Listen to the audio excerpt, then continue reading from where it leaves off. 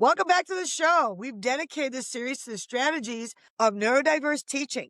But today, we tackle the most critical yet often neglected variable for long-term success, sustainable leadership. Daniel, let's talk about some burnout. Let's get straight to the truth on this one. The number one reason leaders burn out in this space, whether it's a classroom, youth group, ministry, is simple. They're trying to do it alone. You can have the best sensory memory corner in the planet. You can have the most flexible lesson plans, but if you're the only one executing it, you will fail eventually. The range of different needs is so complex for one person. I know as a tri-vocational youth pastor, half the time I find myself attempting to do 6 or 7 things all at the same time. And if it were not for a team of very special people that step in and assist, I would be toast. Exactly. We need teams, not just warm bodies, but trained, equipped, and confident teams. Today, we're going to give you the blueprint for creating a system that distributes the weight and multiplies the impact. The philosophical shift we're talking about here is crucial. We're moving from volunteers, which are just butts in a seat, from just being helpers to being partners. This means recognizing that every person brings strengths and abilities, not just the ability to follow a child. It's about finding people who have gifts in patience, in structure, in creativity, or even simply just presence, equipping them to be the best people in that student's life. It is huge. It also means that we recognize that our partners are people and we don't overwhelm them, overburden them, and say, hey, this is your job, your duty. We're going to throw everything at you all at once and not give you any support. Partners are people. People are people. They all have good days. They all have bad days. They all have days where it gets crazy. And they also have their own personal lives. But for now, we're going to be leaning into the organizational wisdom of leaders like Patrick Lencioni, who stresses the need for clarity and cohesion. When you distribute responsibility through defined roles, you replace chaos with competence. So funny story about Patrick Lencioni. If you're a pastor, be careful which book you order from him. Although they are rather excellent, he has a habit of creating some intriguing titles. I'll never forget my church secretary's face when his book Getting Naked appeared in my mailbox at church. But we will be speaking pretty frankly about what, as Larry Osborne talked about in Sticky Teams, he termed it becoming masters at mid-course corrections. Boy. So we're going to be dividing this into 2 clear action segments. First, before the wall, recruiting and role assignment, and defining those specialized roles that drive inclusion. And second, if you want to stay with us a little longer, the training playbook, a quick, repeatable system for equipping them with confidence and psychological safety. The first step is to stop recruiting out of panic. I know I am in this boat with everybody else. Every policy ever says you have to have X number of people to do everything, and you're sitting there panicking. What do I do about the middle school girls small group leaders? I don't have enough of them. What do I do about the middle school? Actually, be real. It's the middle school boys small group leaders. Finding them is a special calling, and we love our middle school leaders. They are very, very special and near and dear to our hearts. I know that this is the hardest step. I have to lead in my own context. There is panic to fill mandatory slots. But when we do that, we shut down growth in our volunteers. Instead of looking inwards and saying, hey, who can I help to mature into this role better? We end up going to panic of, I'm going to pull in whoever I can to fill that role. We do this organizationally with youth pastors and other positions too. There's comes a point in a church's life where we have to say, hey, we're going to not panic and we're going to do the hard work of getting ourselves to that healthy point. We need to recruit based on the natural gifts volunteers already possess instead of asking them to develop overnight miracle talents at something that they may not even be good at. Instead of asking who wants to manage a difficult child, we ask, who is gifted at maintaining order?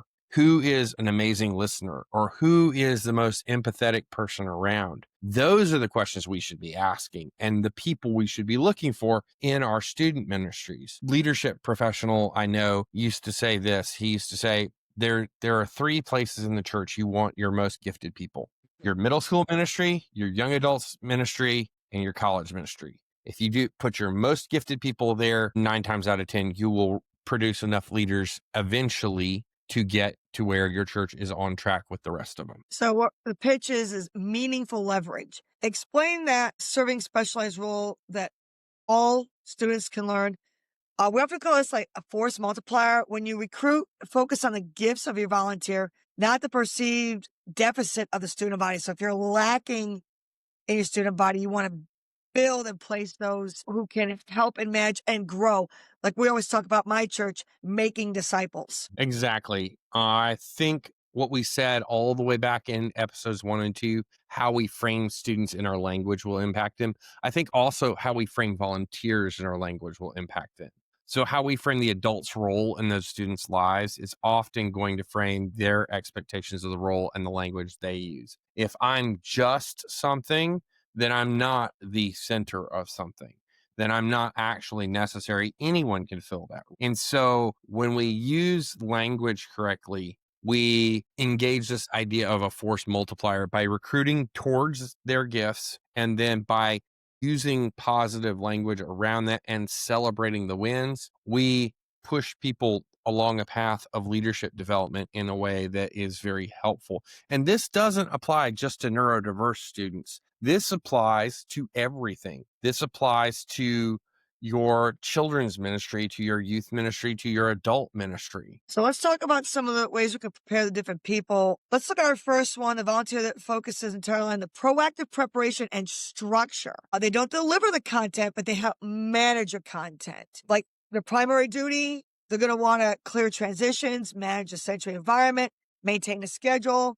Kind of opens up for where everyone else is free. They don't have to worry about that. They're free to go elsewhere and nurture their students. And they need to know how to work with detail orientation, the structure, adherence to predictability. Because as we've spoke with earlier, predictability is a big one. They are the people, the support team, who check the lighting, as we discussed last episode, making sure that lighting is where it needs to be, that it's not upsetting anybody. Set the quiet corners up.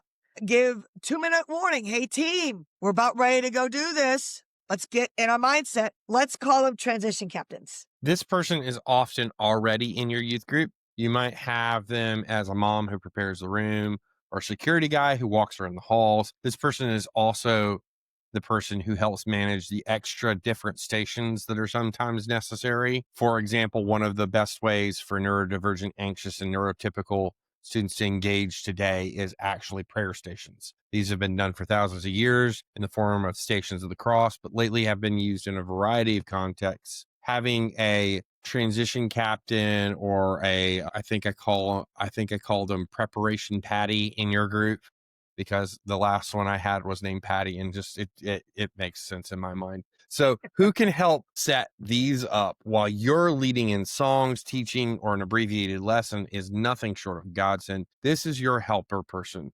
They're strong in helps and mercy and gifts and administration. They love this kind of stuff, and that's their gifting.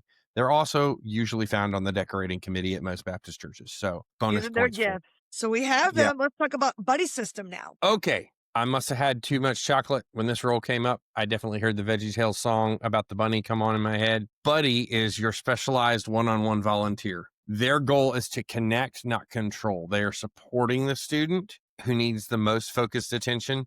People with a gift towards mentoring, counseling, listening, who are high in mercy and help shine amazingly here. Their primary duties are to offer support and presence. They rephrase instructions. They offer choices. They manage quiet timeouts. Their primary gift is patience, calm presence, and relational attunement. This person is the student's anchor, and they're a non-anxious presence. When everything's stressing out that student, this is the person who just sits down and says, "Hey, let's process. Let's calm down. Here, have a fidget. Let's talk about what you feel," and walks them through that. It will help them calm and re-engage so much better. A lot of times, this was the teacher who would take you out for a walk in elementary school. They saw you were overstimulated and they said, "Okay, you need to go for a walk. Go grab some water, go to the bathroom, do what you need to do," right? That's this person. So somebody we talked about earlier that would take the student out of the room, maybe place a loving hand on the shoulder to give them that grounding, calm them down, maybe help them walk it out. Just someone to be there in comfort.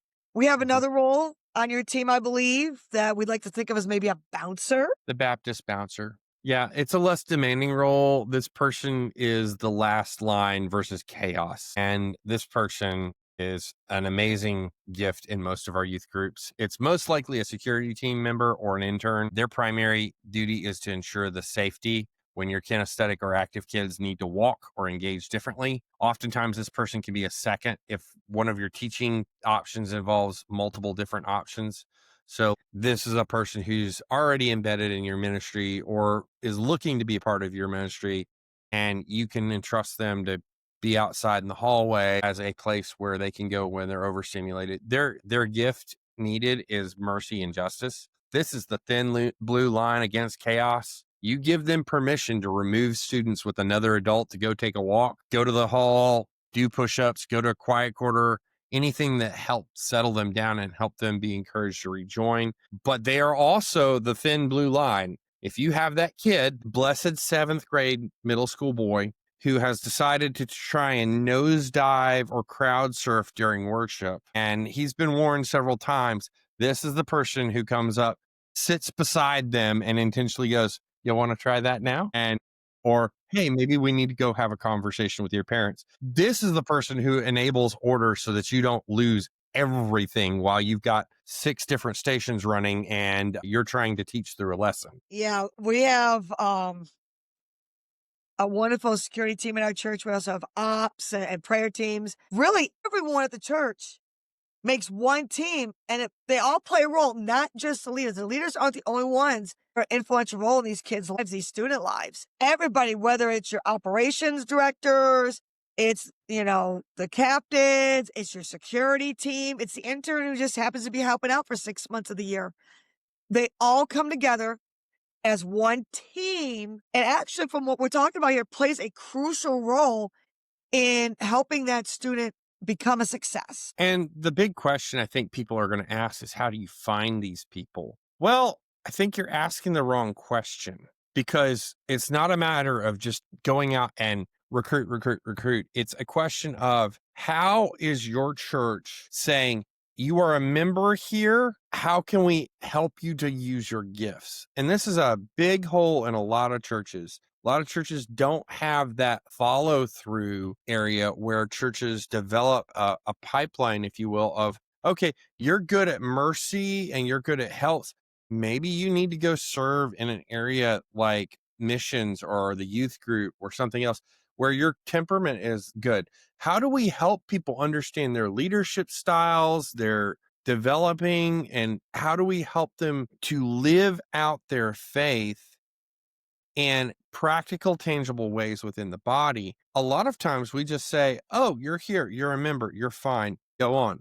And while I understand some of that is a need to provide a low bar, right? And some of that's helpful. Like if you're a mom of a bunch of 2-year-olds right now, you're not going to have a ton of time to serve and help. But at the same time, we have to balance that with, you're a mom of 2-year-olds, but in 5 years, when your kids are 7 or 8 and they're, or 6 or 7, they are going to be at that point where maybe you can pick up and you can go in their classroom with them, or you could go into the toddler's classroom for a little bit, or you could do that, and it would be completely normal to you, and you would actually might even enjoy using your gift that way. But I a lot know. of Go ahead. we don't feel a lot of gaps. I know at my church, when we get new members and they want to go deeper in our church, we put them through a class, and they take a personality test, and they also take a strengths test to know where my strengths are.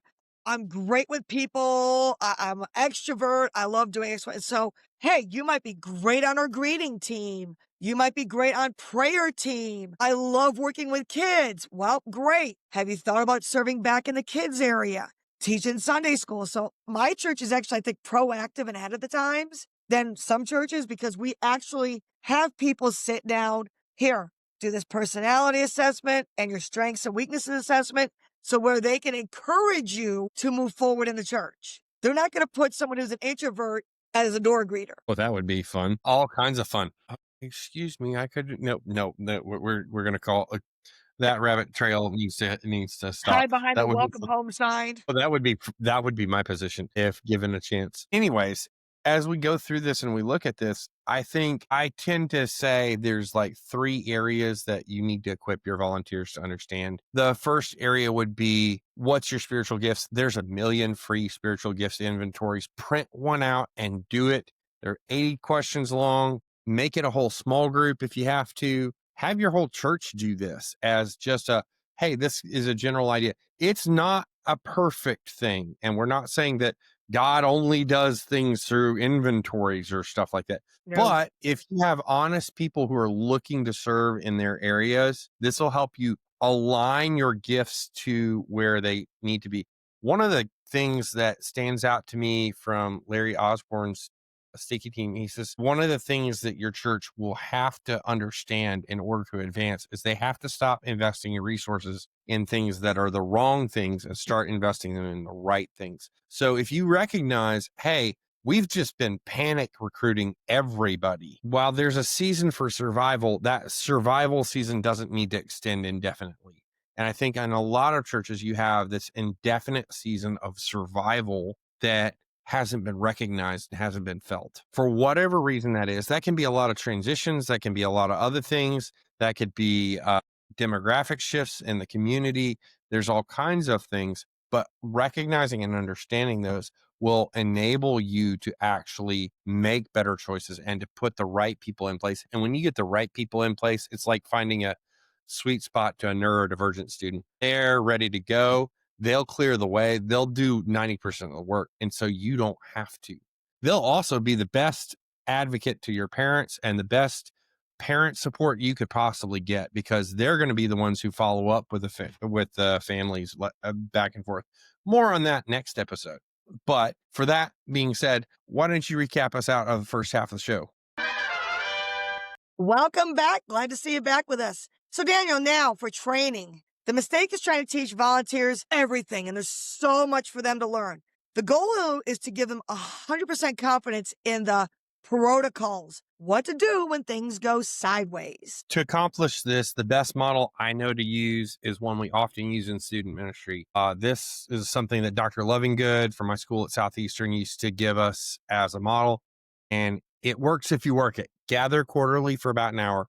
You already should be trying to gather quarterly with your leaders for about an hour at some point, whether that's a committee meeting or let's go to somebody's yard and barbecue time. That should include debriefing, prayer time. The other thing is to huddle weekly and use quick, repeatable 15-minute or 10-minute trainings that focus on simple pre-vetted responses. So when Junior has a meltdown, how do we help Junior figure himself out? Like, what are the responses? What are the ways that we can help him? And this should be a bonus for anything. You can go through a lot of different modules during this time. And sometimes the neurodiversity ones are the more important. Sometimes your counseling ones are the more important. And just repeatedly reminding over time builds this up. We want them to feel like they have a script for how to deal with this and that they do that, and then circle for about 5 minutes or less daily. This is the process. It pays dividends in your volunteer development. Implementation can be tricky, but training in neurodiversity is one of the many areas of youth ministry that benefits from a pattern like this being part of your leadership. So let's look at some protocols. Okay, so we'll start with our first protocol. When a student is escalating, they're frustrated, they're starting to shut down. Volunteers panic. How do we address this, Daniel? Teach them the 3 R's. So refrain. Refrain from talking, teaching, or questioning. Stop the input. Their cognitive brain is offline. They're not thinking or processing what you're saying. You saying, sit down, sit down. They're not there. They're so overwhelmed, they cannot process anymore. So if it's not a life or death emergency situation or something where they could hurt themselves, refrain. Back off. Let them process for a second. Second, relocate them. Relocate them calmly without discussion towards a predetermined quiet zone. This should be managed by your Patty or your transition captain. It should already be set up. Hey, why don't you go have a sit down in the quiet corner? Why don't you go have a walk out in the hallway? Why don't you, whatever that looks like, without discussion, just say, dude, It gives them one option. They don't have to overthink it. It gets them out and to a place where they can start to process things and hopefully come down off the cliff, right? The third is to regulate the body, offer a sensory tool, a drink of water, a moment of deep pressure. We've talked about this before, a hand on a shoulder, a high five, a handshake, something like that. The goal is to regulate the nervous system before attempting communication. Even just sitting near them might help them because your presence, if you're the calm presence, is going to bring them down. Now, if you get near them and you're already panicking, then it's just going to snowball really quickly. They're going to feed off of that. Oh, yeah, 100%, because they can sense it. Now, when you say stop the input and relocate, managed by the captain or the Patty, would it still be appropriate to like walk them over and say, Tasha, Eric needs a moment, and then just let your captain, Patty, is that still appropriate, or just all silence and it's like predetermined with your team's training that when this motion happens, this is what needs to be done? It will depend. If this is a kid that's a normal regular in your ministry and you're just passing them off, there probably doesn't need to be a conversation. The less input you can give them, the better at that point. However, if this is a new kid to your ministry, a new student to your ministry, and you're just trying to figure stuff out and you're saying, hey, maybe they need a moment, you just pass them off. If their group leader needs to know something, you can say, hey, maybe they needed a moment or something like that. You don't even necessarily have to pass them off. Hopefully your transition captain or whoever that person is self-aware and aware enough, and you've done a little bit of training with them of, hey, if I send a kid here, just help them sit down and enjoy and just calm, right? You're not wanting to make this a whole big, you want to make this as low key as possible, because here's what happens. If you don't, it's going to become a whole thing where those kids could end up standing out and being made fun of or something like that. And we don't want that. No, not at all. So that covers protocol 1. Let's go into protocol 2. And this is less about the child, more for the adult. And the biggest fear for volunteers is making a mistake or being judged because they might not know what to do. We need to create psychological safety for our team because this is a big responsibility on their mind. That's a big role.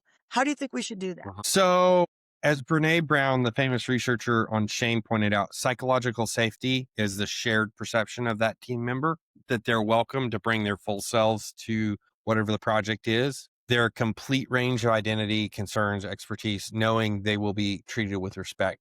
That really means if there are mistakes or your personality is different or something doesn't work, you're still going to be welcome. So we've talked about this before. Volunteers are people and they're going to have off days. They're going to have bad days. They're going to have good days. We want them to bring their full self into that place. Now, maybe this week they're not going to be your Patty. Maybe they need to be the Baptist bouncer because they just had an off week. Maybe your bouncer has had a really great week and they need to be on prep. All of that can be adjusted on the fly. If everyone knows the system and works the system, you're fine. It's when you get, oh, we haven't done any prep work for the system. That's when we get into And that's why some training's so struggles. important. Yeah, training your team that there are no failures, only data points is an important point. If a method doesn't work, we celebrate the learning that came from the attempt, very much like we do with our students when they put in the effort. We celebrate our volunteers when they put in the effort. Every volunteer needs to know that the lead teacher has their back no matter what.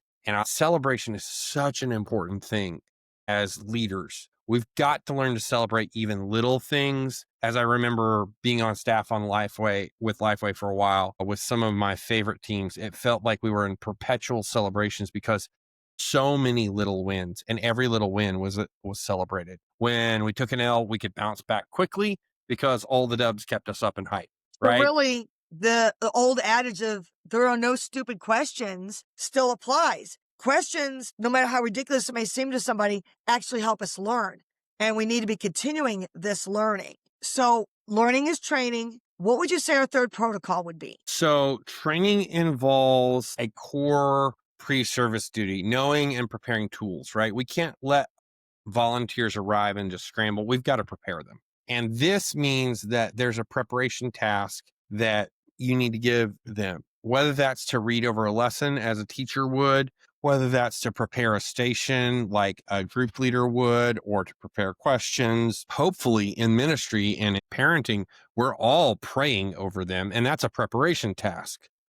Everyone should be doing that. But some things that might need preparation, train a prep person to prepare at least 4 things before every meeting. Maybe a visual timer, a fidget basket, a quiet zone sign, a set of choice cards, or maybe headphones or sound noise canceling stuff, whatever that looks like. There needs to be a prep task that's done by everyone coming into this. And then the benefit of this is that volunteers feel professional and confident because they know the tools are set up and the environment's ready. They're not trying to scramble last second to find everything. It's not just their personal efforts. They're in a team, and you can come alongside them and offer additional options that will go a long way in helping your volunteers. There are tools slowly being rolled out across SSM, which is Shaping Student Ministries, to help you with this. And several carousels you should go check out for quick activities for neurodivergent are going out on our Instagram. Take a look at it. Follow us. We'd love to discuss. If you get a win with one, post a story. We'd love to hear it. Definitely. And we're always learning, which means training is continuous. Let's talk about the continuous improvement for a moment. So you're right in that it's continuous. The model we talked about before the break, where we have 15 minutes every week and we have once a quarter where we gather, it's really helpful. But the final critical step is build a structured, safe feedback loop. You need a 5-minute huddle before or after the session every week, and that should be part of your weekly routine. And that huddle agenda, you don't focus on problems, you focus on wins. You ask, what was a moment where you felt truly connected to the student, or what was one thing you need me to change next week? It might be that I, as the youth pastor, need to go 5 minutes shorter because there was just a need for that. Then I need that feedback, but I can't do that today. I can't fix a problem now. We get to focus on the future and say, hey, maybe if we change this in the future, it would go better. The big takeaway from this huddle validates volunteers' effort and gives the lead teacher, whether you're a lead teacher or a pastor or a parent, immediate data, and fosters the trust between you and those volunteers. You've got to have a relationship with your volunteers. And that's what's used to define the solution, not just report the problem. Because if we're just reporting problems, we never actually get to the solutions. And 5 minutes is not a long time. It's not meant to be the gripe session. That's a whole different other conversation for another time. But by providing, hey, this was good, it helps to train us to look for those wins to celebrate with students. And I know I had a leader over me in one of my departments I serve in, love to get feedback. And he would say, how do you handle feedback? And I responded, I welcome feedback because that's how we learn. If we're not getting feedback, good or bad, we're not learning, we're not expanding, we're not doing the continuous training. And even for newcomers coming in that said, I want to serve at youth, I want to help the youth, where can you place me? If we're not giving that feedback, we're not helping them grow. We're not doing them any favors either. So let's wrap up this. And leadership inclusion is strategically distributing the work. You're going to have recruit them for their gifts, match them to their special roles, whether they're, as we discussed, a regulator, an actor, documenter. We discussed personality tests to find where someone's strengths are and place them with those strengths. Simplified training, you discussed your 3 R's. Let's focus on high confidence with simple protocols, those 3 R's. Let's sustain the truth. Let's build psychological safety for our leaders and anyone on that team, and continuous with our feedback loop so everyone can improve and grow on that team. So Finding ways in your organization to check back in and to have feedback is really, really critical. There are healthy ways to do that, and there are unhealthy ways to do that.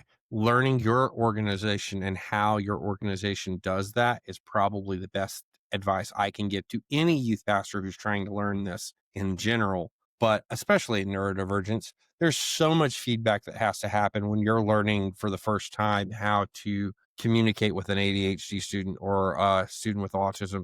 There's so much unique individual learning that you have to do because each person is different. And so just hear us encourage you. This is a great thing. Keep at it and keep plugging away. So what are the challenges that you want to throw out there this week for our viewers right now? My challenge this week is look at your current team. Don't look for new, look at your current team. Can you restructure your roles? Can you identify one person who's a natural preparation person? I have 3, and give them an explicit job of managing sensory environments, transitions for your next session. Empower them to own that critical space. Don't go it alone, but build the team. The second thing I'll challenge you to look for your Baptist bouncer. These are going to help you across the board, even in your normal stuff. If you don't have one, start looking at your security team and seeing, hey, this guy has a strong sense of justice because he's already working on security, or this girl is. What would it look like if they also joined us in youth and maybe I gave them power to say, hey, this student's being distracted. Here's how I want you to handle it. Can you come sit next to them first? Can you warn them? Can you remove them and go find their parents? Having that structure in place and being consistent with it. You can't pick favorites on this. You got to do it with all your kids. Otherwise, it just creates and isolates. Those are some of my challenges for you this week. Check the show for downloadable notes on volunteer role descriptions. Check for the 3 R's quick reference card that's up on the links below. Thank you for joining us. We love that you guys are a part of us, and we're looking forward to interacting with you some more. Yes, and if any of you have implemented any of these with your team, please share those stories with us on our Facebook and Instagram. We'd love to hear your successes. Thank you for joining us on Neurodivergent Discipleship, where discipleship is for every kind of mind. Remember, there's room at the table for everyone. Keep plugging away, guys. It'll get better.